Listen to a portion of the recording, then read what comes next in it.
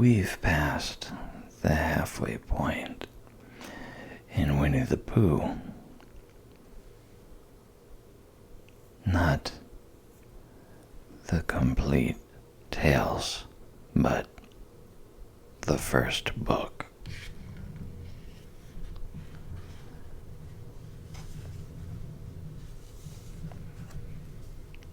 And where we pick up tonight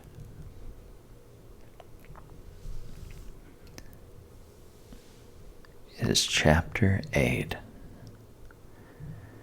in which Christopher Robin leads an expedition to the North Pole. One fine day, Pooh had stumped up to the top of the forest to see if his friend, Christopher Robin, was interested in bears at all. At breakfast that morning, a simple meal of marmalade spread lightly over a honeycomb or two, he had suddenly thought of a new song. It began like this: "Sing ho for the life of a bear." When he had got as far as this, he stretched his head and thought to himself, "That's a very good start for a song. But what about the second line?" He tried singing ho 2 or 3 times, but it didn't seem to help. Perhaps it would be better, he thought, if I sang high for the life of a bear. So he sang it, but it wasn't. "Very well then," he said.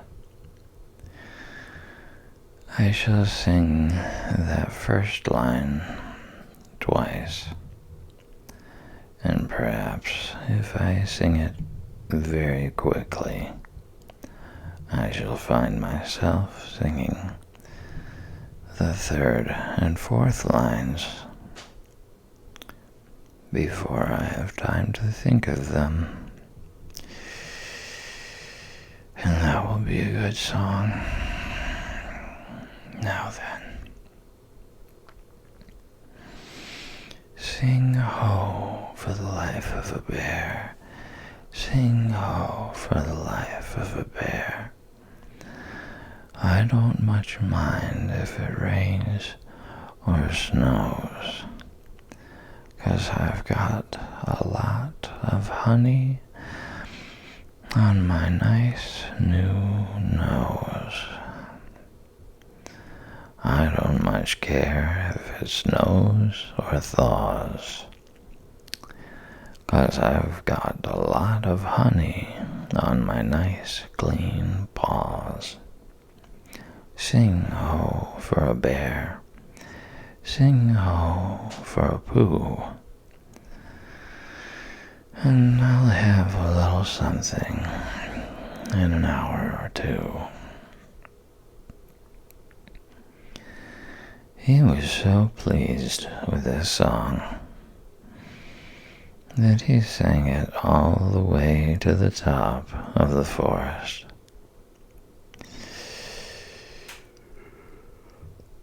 And if I go on singing it much longer, he thought, it will be time for the little something, and then the last line won't be true.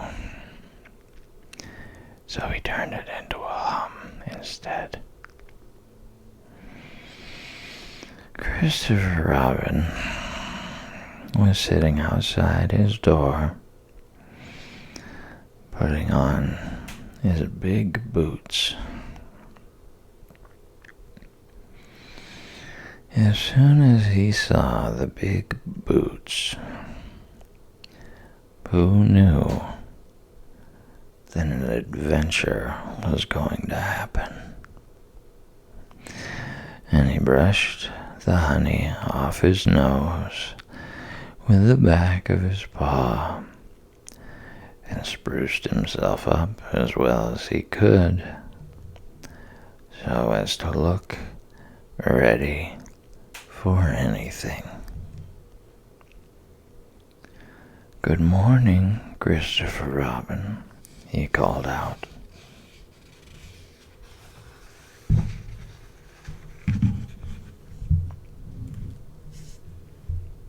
"Hello, Pooh Bear. I can't get this boot on." "That's bad," said Pooh. "Do you think you could very kindly lean against me? 'Cause I keep pulling so hard that I fall over backwards." Pooh sat down, dug his feet into the ground, and pushed hard against Christopher Robin's back. And Christopher Robin pushed hard against his, and pulled at his boot until he had got it on. "And that's that," said Pooh. "What do we do next?" "We are all going on an expedition," said Christopher Robin, as he got up and brushed himself. "Thank you, Pooh." "Going on an expedition," said Pooh eagerly. "I don't think I've ever been on one of those. Where are we going to on this expedition?" "Expedition, silly old bear. It's got an X in it." "Oh," said Pooh, "I know." But he didn't really. "We're going to discover the North Pole."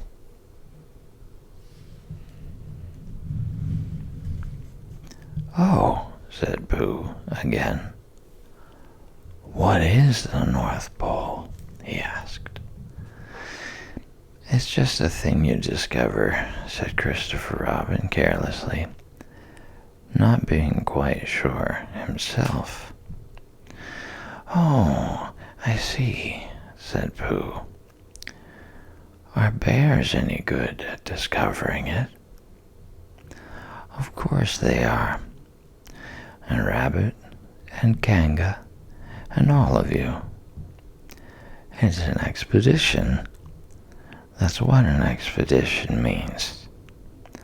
A long line of everybody.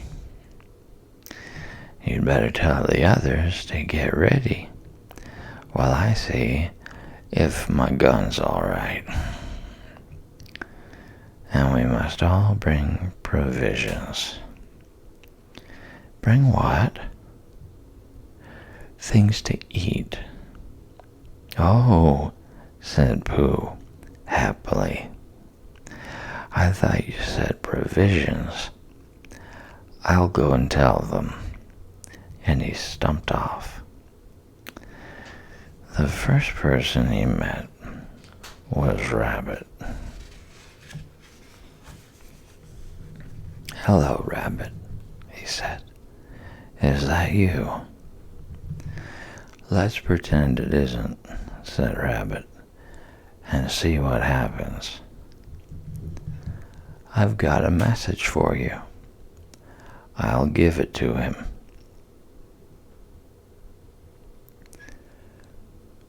"We're all all going on an expedition with Christopher Robin. What is it when we're on it?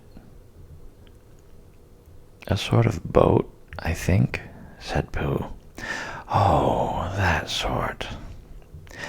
Yes, and we're going to discover a pole or something.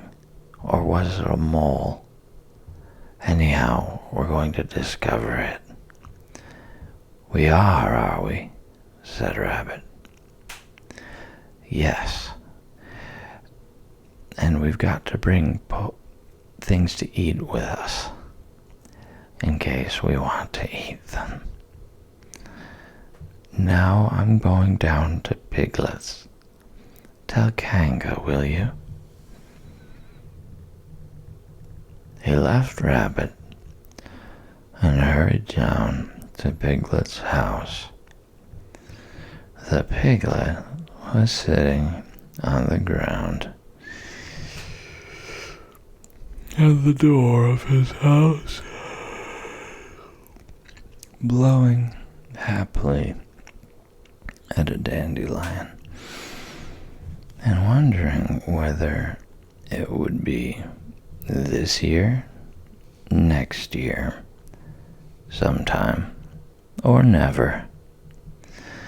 He had just discovered that it would be never, and was trying to remember what it was, and hoping it wasn't anything nice, when Pooh came up. Oh, Piglet, said Pooh excitedly. We're going on an expedition, all of us, with things to eat, to discover something. To discover what? Said Piglet anxiously. Oh, just something. Nothing fierce? Christopher Robin didn't say anything about fierce. He just said it had an X. It isn't their necks I mind, said Piglet earnestly. It's their teeth. But if Christopher Robin is coming, I don't mind anything. In a little while, they were all ready.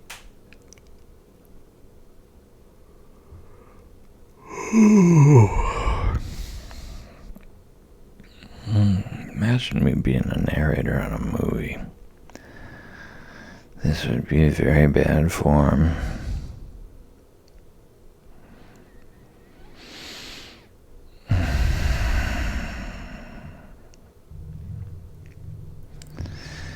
In a little while, they were all ready at the top of the forest,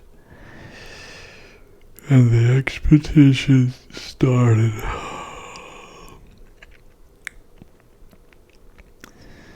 First came Christopher Robin and Rabbit,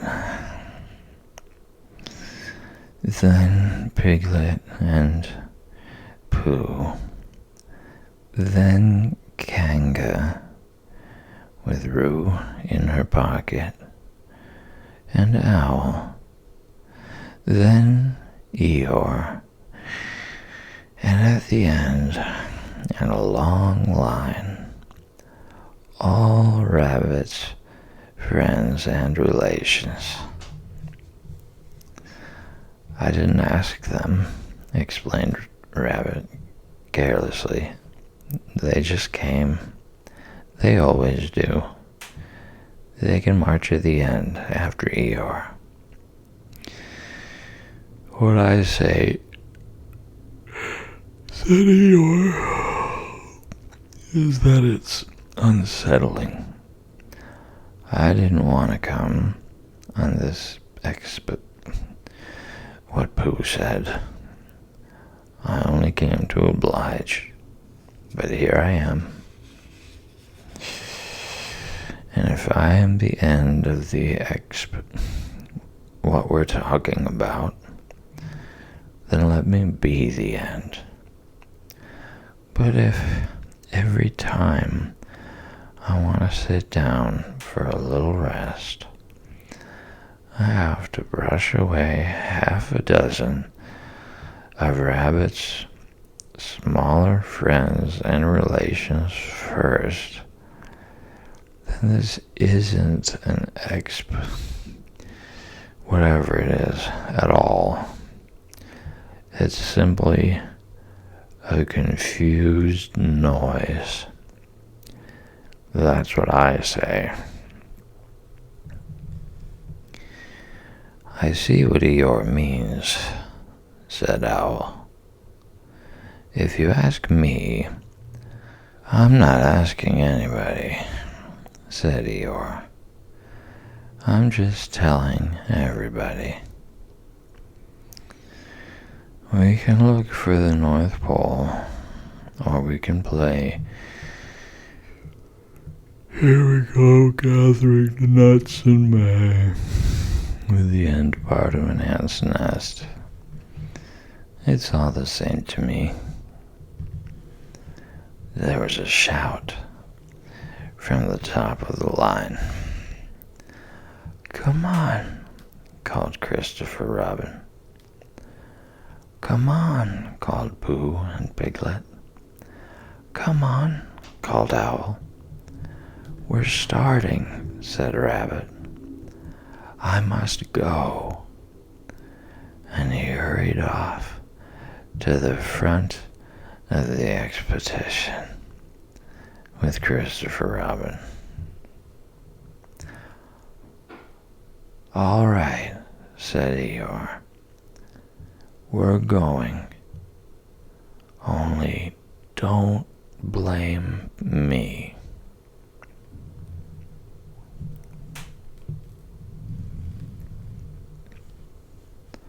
So off they all went to discover the pole. And as they walked, they chattered to each other of this and that. All except Pooh, who was making up a song. This is the first verse, he said to Piglet when he was ready with it. First verse of what? My song. What song? This one. Which one?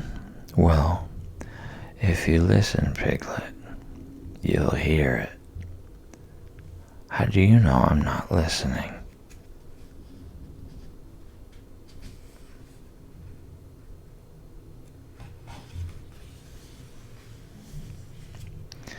Pooh couldn't answer that one,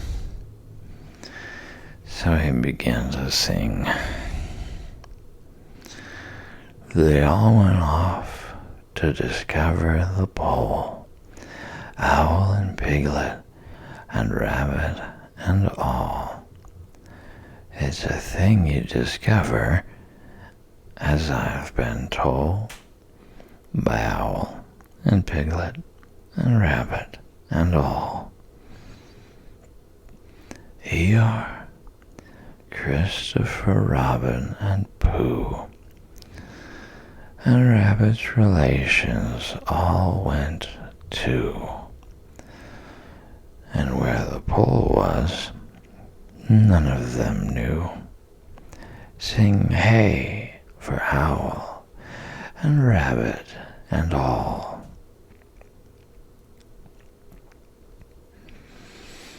Hush, said Christopher Robin, turning round to Pooh. We're just coming to a dangerous place. Hush, said Pooh, turning round quickly to Piglet. Hush, said Piglet to Kanga. Hush, said Kanga to Owl, while Roo said, hush, several times to himself very quietly.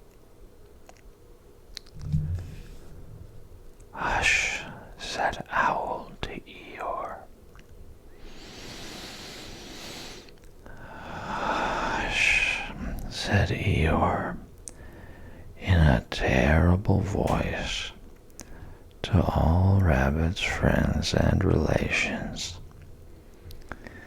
And, "Hush," they said hastily to each other, all down the line, until it got to the last one of all, and the last and smallest friend and relation was so upset to find that the whole expotition was saying hush to him that he buried himself head downwards in a crack in the ground and stayed there for 2 days until the danger was over, and then went home in a great hurry and lived quietly with his aunt ever afterwards. His name was Alexander Beetle.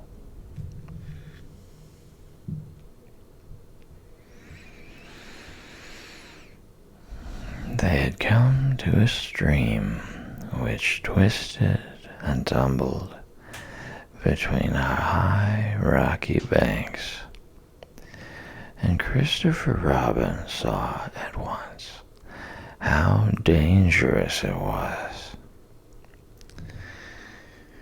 "It's just the place," he explained,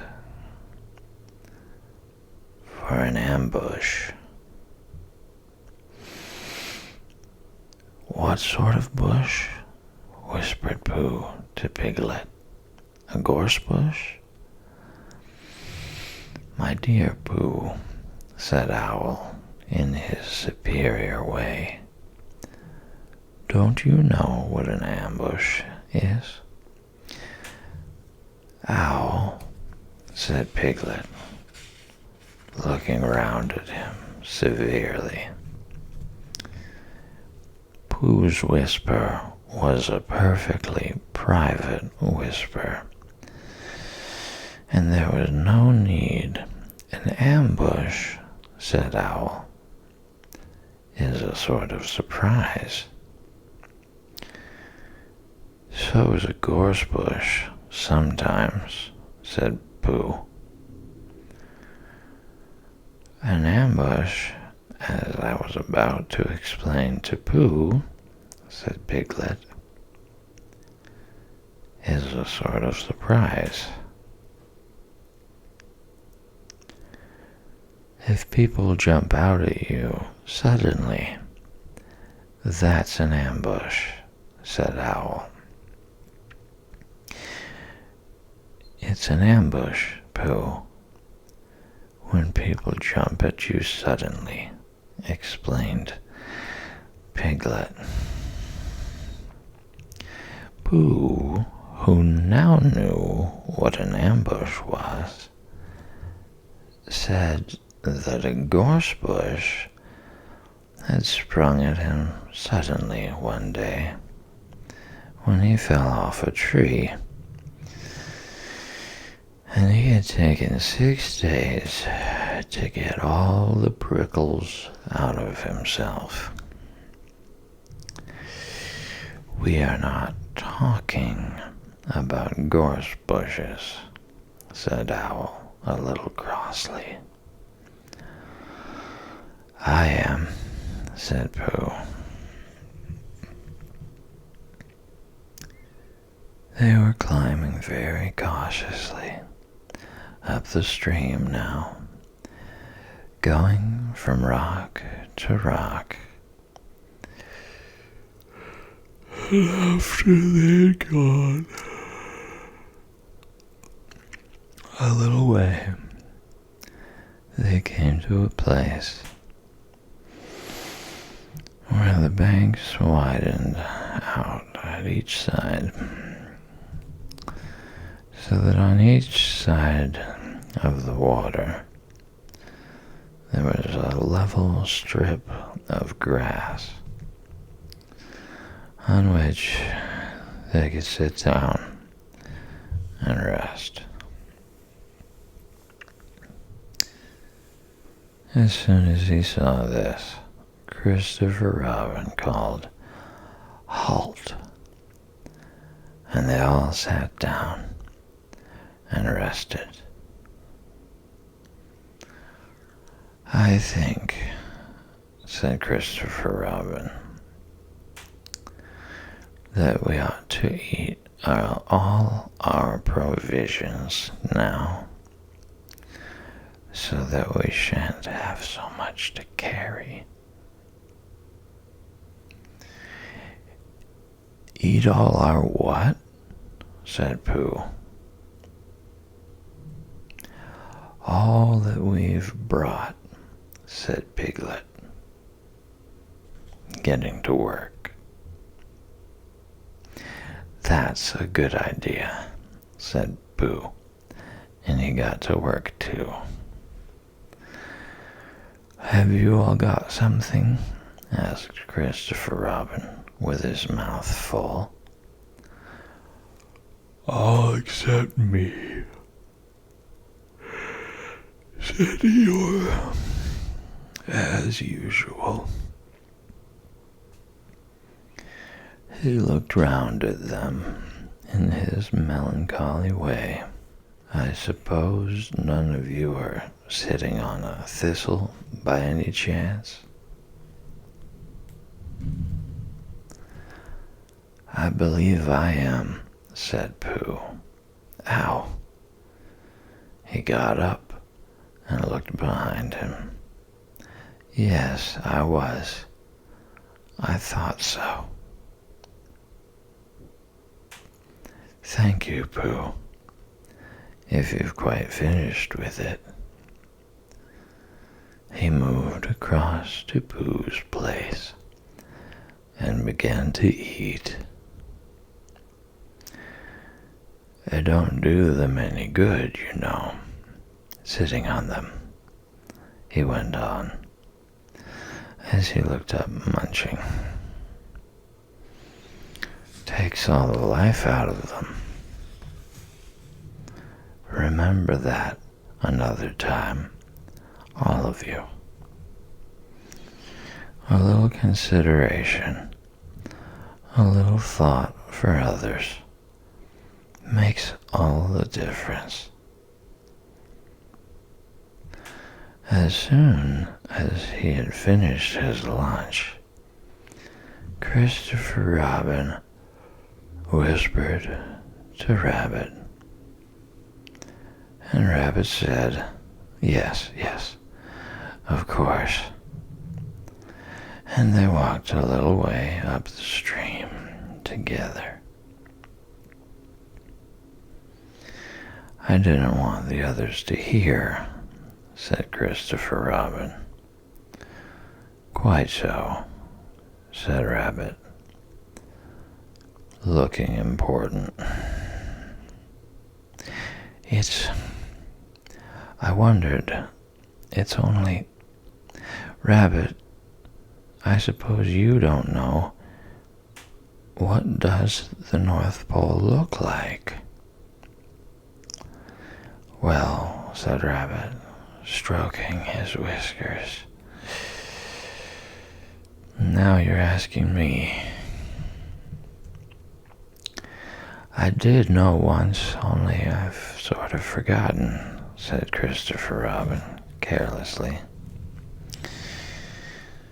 "It's a funny thing," said Rabbit, "but I've sort of forgotten too, although I did know once. I suppose it's just a pole stuck in the ground? Sure to be a pole."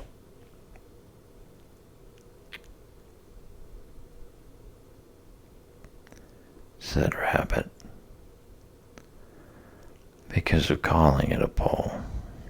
And if it's a pole, well, I should think it would be sticking in the ground shouldn't you? Because there'd be nowhere else to stick it. Yes, that's what I thought. The only thing, said Rabbit, is, where is it sticking? That's what we're looking for, said Christopher Robin. They went back to the others. Piglet was lying on his back, sleeping peacefully. Roo was washing his face and paws in the stream, while Kanga explained to everybody proudly that this was the first time he had ever washed his face himself. And Owl was telling Kanga an interesting anecdote full of long words, like encyclopedia and rhododendron, to which Kanga wasn't listening. I don't hold with all this washing, grumbled Eeyore. This modern, behind-the-ears nonsense. What do you think, Pooh? Well, said Pooh, I think, but we shall never know what Pooh thought, for there came a sudden squeak from Roo, a splash, and a loud cry of alarm from Kanga.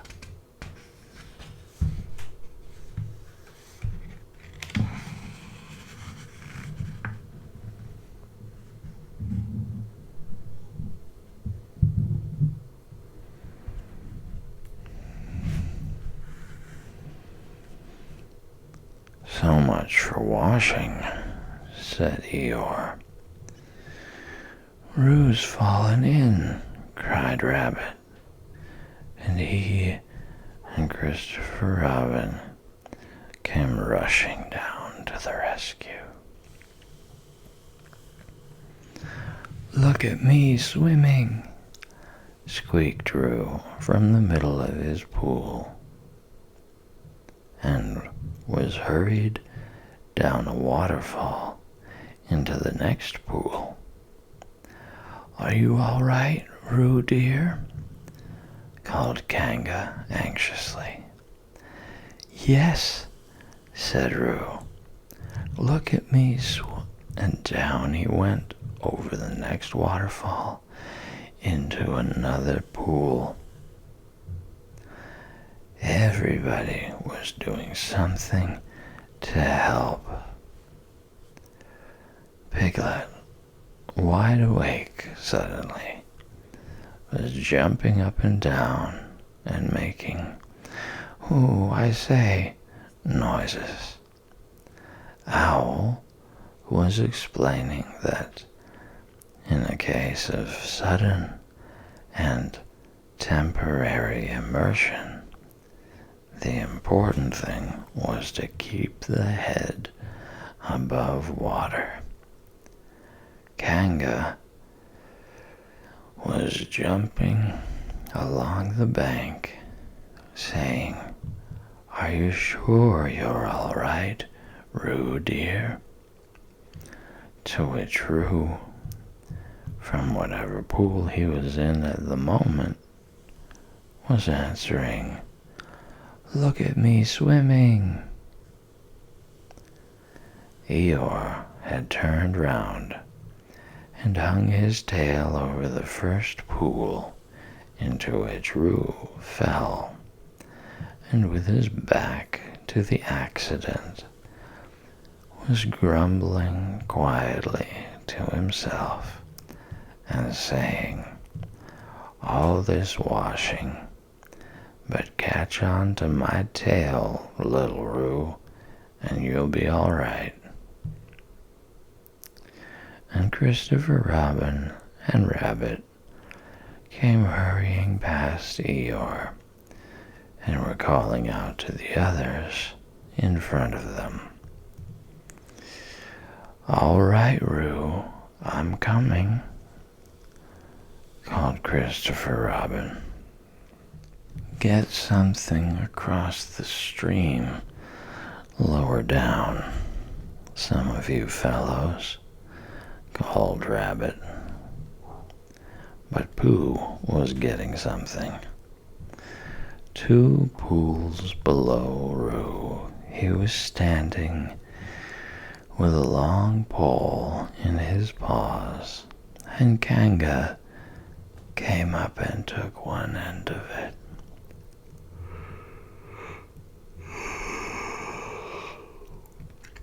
And between them, they held it across the lower part of the pool. And Roo, still bubbling proudly, "Look at me swimming," drifted up against it and climbed out. "Did you see me swimming?" squeaked Roo excitedly, while Kanga scolded him and rubbed him down. "Pooh, did you see me swimming? That's called swimming, what I was doing. Rabbit, did you see what I was doing? Swimming. Hello, Piglet. I say, Piglet, what do you think I was doing? Swimming. Christopher Robin, did you see me?" But Christopher Robin wasn't listening. He was looking at Pooh. "Pooh," he said, "where did you find that pole?" Pooh looked at the pole in his hands. "I just found it," he said. "I thought it ought to be useful. I just picked it up." "Pooh," said Christopher Robin solemnly, "the expedition is over. You have found the North Pole." "Oh," said Pooh. Eeyore was sitting with his tail in the water when they all got back to him. "Tell Roo to be quick, somebody," he said. "My tail's getting cold. I don't want to mention it, but I just mention it.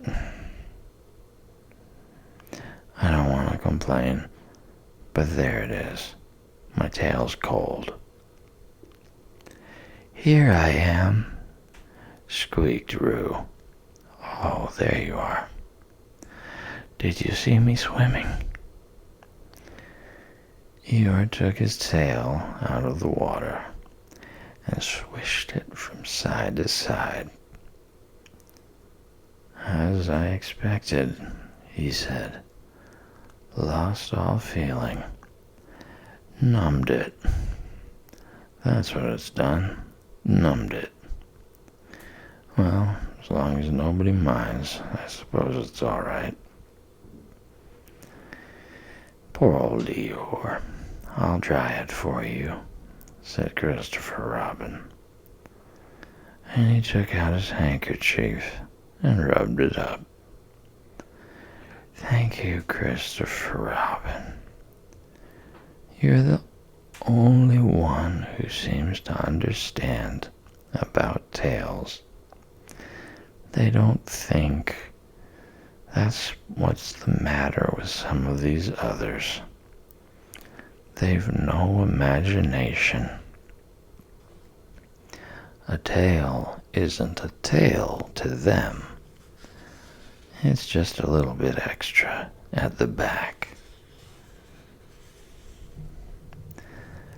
Never mind, Eeyore, said Christopher Robin, rubbing his hardest. Is that better? It's feeling more like a tail, perhaps. It belongs again, if you know what I mean. Hello, Eeyore, said Pooh, coming up to them with his pole. Hello, Pooh. Thank you for asking, but I shall be able to use it again in a day or two. Use what? Said Pooh. What we are talking about. I wasn't talking about anything, said Pooh, looking puzzled. My mistake again. I thought you were saying how sorry you were about my tail being all numb, and could you do anything to help? No, said Pooh, that wasn't me, he said. He thought for a little, and then suggested helpfully, perhaps it was somebody else. Well, thank him for me when you see him. Pooh looked anxiously at Christopher Robin. Pooh's found the North Pole, said Christopher Robin. Isn't that lovely? Pooh looked modestly down. Is that it? Said Eeyore. Yes, said Christopher Robin. Is that what we were looking for? Yes, said Pooh. Oh, said Eeyore. Well, anyhow, it didn't rain, he said. They stuck the pole in the ground, and Christopher Robin tied a message onto it. North Pole, discovered by Pooh. Pooh found it. Then they all went home again. And I think, but I'm not quite sure, that Roo had a hot bath and went straight to bed. But Pooh went back to his own house, and feeling very proud of what he had done, had a little something to revive himself.